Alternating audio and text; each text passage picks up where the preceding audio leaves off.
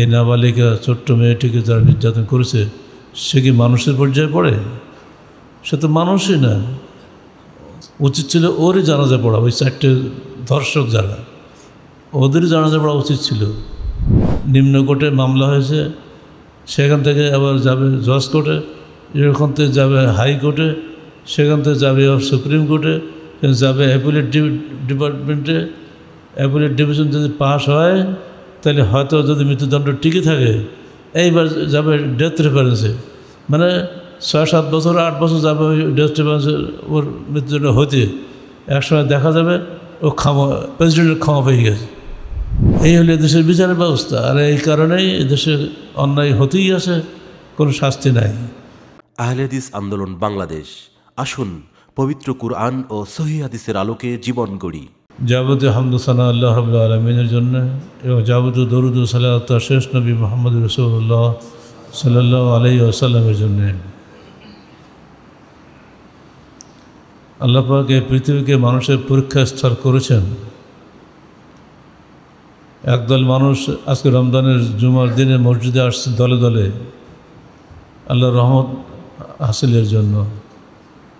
আর একদল মানুষ পৃথিবীর সেরা নিকৃষ্ট মানুষের পরিচয় দিচ্ছে, যাদেরকে মানুষের নামে আখ্যায়িত করাই যায় না।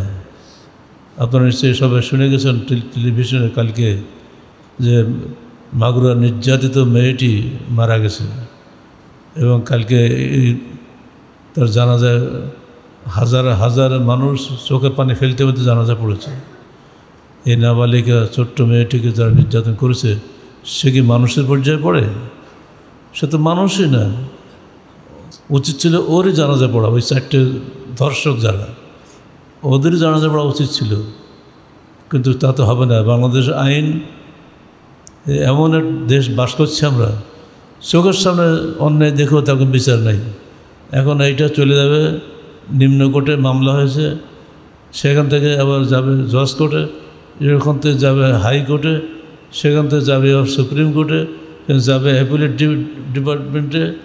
অ্যাপিলেট ডিভিশন যদি পাস হয় তাহলে হয়তো যদি মৃত্যুদণ্ড টিকে থাকে এইবার যাবে ডেথ রেফারেন্সে, মানে 6-7 বছর 8 বছর যাবে ওই ডেথ রেফারেন্সে ওর মৃত্যুদণ্ড হতে। একসময় দেখা যাবে ও প্রেসিডেন্টের ক্ষমা পেয়ে গেছে। যদি সে দলীয় সরকার যদি সামনে আসতেছে, দলীয় সরকার যদি সমস্ত পাপ মাপ দলের লোক যদি হয়, এই হলে দেশের বিচারের ব্যবস্থা। আর এই কারণেই দেশে অন্যায় হতেই আছে, কোনো শাস্তি নাই। অথচ এটা যদি ইসলামের বিচার ব্যবস্থা হইতো তাহলে এটা হতো নাকি? প্রত্যক্ষ অন্যায়, প্রত্যক্ষ বিচার ব্যবস্থা শেষ। গত কালকের ইনকিলাবে 8ম পৃষ্ঠায় 8ম কলামে আমাদের বিবৃতি বেরিয়েছে। আমরা পরিষ্কার বলে দিয়েছে ইসলামী আইন ও বিচার ব্যবস্থা চালু করুন, আপনাদের নিজস্ব আইন ও বিচার ব্যবস্থা চলবে না। কে শোনে কার কথা? যেহেতু আমাদের তো আর সংখ্যাগরিষ্ঠতা নাই, আর আমরা সংসদেও নাই, প্রচলিত গণতন্ত্র আমরা সমর্থন করি না। এটা ফালতু জিনিস, খালি মাথা গোনার কাজ, আসল কাজের কিছুই নেই।